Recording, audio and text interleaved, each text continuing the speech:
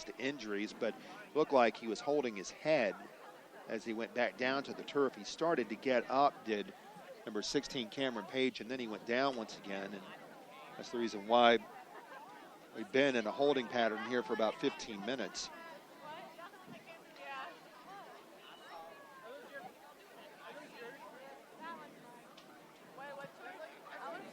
Orange tonight really had a huge night from Peyton Wilson, who had one of the most electrifying runs you will ever see, a 96-yard run for a touchdown. And it's really easy to wonder what would have happened. It's not a situation where you could second guess, because when you see a play 3rd down and 12, 9 out of 10 times it's not going to be converted, and that's what Orange was faced with. Orange had a 3rd down play go to Ryan Puckett on 3rd and 7, but they had a holding penalty called. Now, Puckett was brought down shy of the 1st down on that play, but there was a flag called against Orange for a hold. If Western Guilford declines the penalty, they have a 4th down and 1 situation, but Western Guilford opted to accept the penalty, and that made it 3rd down and 11, and then Peyton Wilson turns around and runs 96 yards for a touchdown. That made it 14-0 Orange, and Orange really has never looked back from that point forward. Plus, Peyton set up the initial score in the second half with a 46-yard punt return that took the ball all the way down to the Hornet 9-yard line. And eventually Ryan Puckett scored his 2nd touchdown of the night 1 play later. Puckett opened up the scoring in this game on the first series of the night. Orange had a sustained drive as they went down for a 6-play, 60-yard drive. It looked like that Jackson Schmid would throw a touchdown pass to Cody Evans, but Evans was tackled at the 1-yard line by Nate Crowder. Eventually Puckett would punch it in. That made it 7-0. Then you had Wilson's remarkable 96-yard touchdown run. Wilson has Orange's 2nd 100-yard rushing game of the year tonight, and he only has 3 carries. As Page now being loaded onto the stretcher, and we certainly send our very best thoughts right now to Cameron Page for as much as that will do. Some of his teammates gathered around him, and he's being loaded onto a cart right now. Jackson Schmid is 9 of 20 tonight with an interception for 111 yards. Marvante Beasley has a touchdown run tonight of 35 yards. Wilson had his touchdown run. Peyton had 2.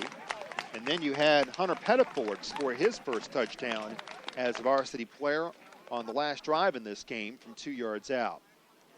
This game has 2:38 remaining. Orange up 37-3 with 9:40 remaining.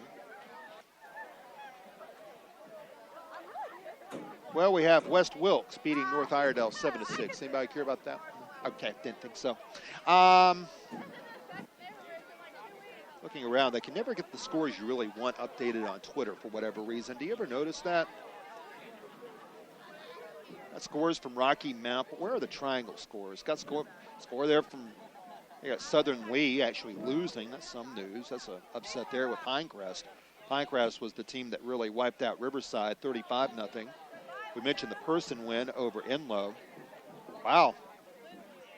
NC State women's soccer defeated UNC tonight 1-0. I'll raise some eyebrows. That is the first time the Wolfpack has defeated the Tar Heels in women's soccer in 14 years, and the second time it's ever happened. And that's about all that we have right now. Some games should be wrapping up. East Chapel Hill and Chapel Hill should be coming to a close. This game is coming up on 3 hours now. We're at the 2 hour and 45-minute mark in this one. Still have 2:38 to play. Edric Purnell has gone in at quarterback for Western Guilford, who will open up its conference slate next week in the Mid-Piedmont Conference when they take on Ledford. Orange will take on Southern Durham. Got lots of big games tomorrow. Tell you what, I remember at Appalachian State it was a big deal when we got a visit from Georgia to play in men's basketball. And now here we are, 19 years later, and sure enough, the Mountaineers are going to play the number 25 team in the country, the U, and they're going to do it in Boone in front of over 30,000. There have been those, and I was one of them, who were critical about the jump to FBS, but I'll tell you what, that is a surefire positive. And no doubt, App has been reminded of the job that they did not complete against Tennessee, and they'll want to do it tomorrow in front of their fans and their beloved ones. And the very man who leads the Mountaineer program used to play on this field down below us, Scott Satterfield. He was once the quarterback and strong safety for the Panthers. In fact, his brother in the stands tonight watching this game along with his wife, Misty Lattis Satterfield. Trent's son, Jet, plays for the junior varsity team, and he dresses out for the JV squad. Both teams now stretching out here with 2:38 remaining, and we hope, again, the very best for Cameron Page, who has been taken off in an ambulance as we put the final touches on this game. See that Northern has scored. Northern Vance leads Carborough 23-0. Carborough's going to fall to 0-4. Northern Vance, again, not eligible for the postseason. They will host Orange later on this year. The Panthers will play October 7th against the Vikings, right along the North Carolina-Virginia border.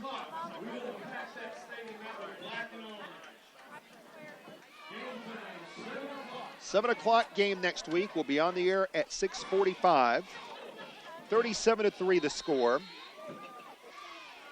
And we come back to action now on a 2nd down and 14 from the Western 23.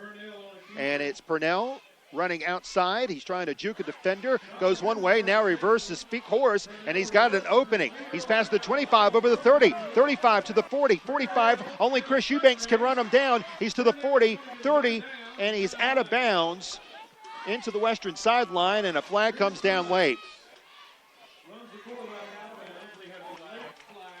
Late flag comes in. So Purnell ran that one from the 25. Chris Eubanks was the one who forced him out of bounds, and we'll see where the markup will come. I believe it's going to be at the 21, and a personal foul called against Eubanks for a late hit. And Eubanks is going to go out of the game now. That was a 54-yard run and half the distance to the goal line. Ball was at the Orange 21. Then you have the penalty. That should take it to about the 11. Just a question of whether or not they can get a first down without scoring. Looks like they will. It's going to take it to the 11, in fact. So that run brings it up, and sure enough, Western Guilford did get over 200 yards total offense. 1st and goal from the 10, and now a fumble on the snap. Purnell has to fall on it, and then a flag comes down late as the Panther jumped right on top of Purnell, who was just trying to dive on the ball. Purnell fell on it at the 16 for a loss of 6. But then the personal foul is going to make it a first down all over again, as there'll be a late hit with 2:09 remaining. Ball was at the 10. And that's going to carry the ball forward to the 5. So now the question, actually they're going to move it forward to the 3. So now the question is, will Western Guilford become only the 2nd team this year to score an offensive touchdown against Orange? It was Edric Purnell who set all this up with a 54-yard run. 15 more yards for a personal foul, and now another making another 7 yards for another late hit with 2:09 remaining. Western Guilford coaches have come out to talk to the head official, Justin Ford. Last minute of this game has had to take at least 25 minutes to play. It's like Dean Smith, the ghost of Dean Smith came out to start milking the clock or something. And Justin Ford, the head official, I think is confused about where to spot the ball here, because it should be from where the spot of the foul occurred. They moved the ball up to the 3, but it should be half the distance to the goal line from there, so it should take it to about the 8. I was wondering why they put the ball at the 3-yard line. So it is at the 8. Maybe they just got confused. I'm not sure. Still first and goal from the 8. Purnell in at quarterback, and he'll take it himself. It's a single wing play running to the left. He's trying to get the corner turn, but he's forced out of bounds, grabbed and dropped. 43 came in there. Colin Gutensberger came on once again for the stop. Colin usually wears number 30 when he's playing varsity, but tonight he's wearing number 43, which is Drew Lemaster's old number. Drew Lemaster, by the way, among 3 former Orange players, now playing for Guilford. Eric Brandon Dean scored 2 touchdowns in his first game against Greensboro College. Second and goal now, clock running, and there's the handoff. It goes to Khalil Burnett, who runs around in. He's to the 5. Burnett is tracked down, and it stopped shy of the goal line, running to the far end of the field. Didn't quite get in. Burnett ran it inside the 5. Burnett got it forward to the 4. Referees keep the clock running here, ruling that he did not get out of bounds. So it'll be 3rd down and goal, 45 seconds remaining. 3rd and goal after a 5-yard pickup to the 3. Hornets trying to get into the end zone here against Orange. Panthers trying to keep them out. 35 seconds remaining. And here's a direct snap going, taking it up the middle, touchdown, Western Guilford. The Hornets get the score, and now a flag comes in late, and we got multiple flags, Dan.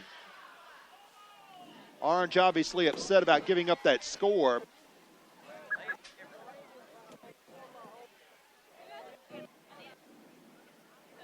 That was Turnbull who wound up scoring.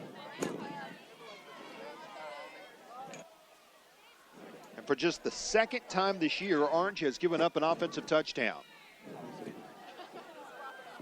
We'll see if this leads to an ejection here, and you hope for Orange's sake that is not the case. Got an unsportsmanlike against Orange with 32 seconds remaining. Like it was Jackson Fuqua, and the penalty will be accepted on the extra point. They're going to go for 2 here for the Hornets. Here's the handoff going up the middle. Stood up at the line.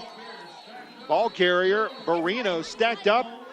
Now he is ruled down. His forward progress was ruled to have stopped, but he kept running, and he thought he got 2 points, but that's not going to be the case. And Orange stopped them on the 2-point try. So 32 seconds remaining, and Orange has the lead. It is 37-9 in favor of Orange on HillsboroSports.com.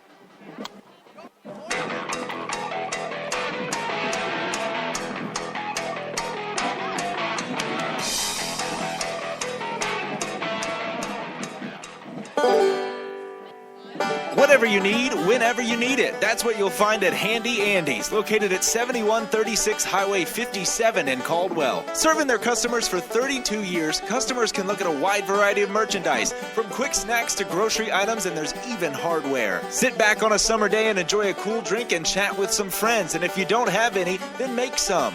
Remember the name Handy Andy's. You'll find their stock complete and their service extra friendly. It's not your everyday convenience store, it's Handy Andy's, located at 7136 Highway 57 in Caldwell.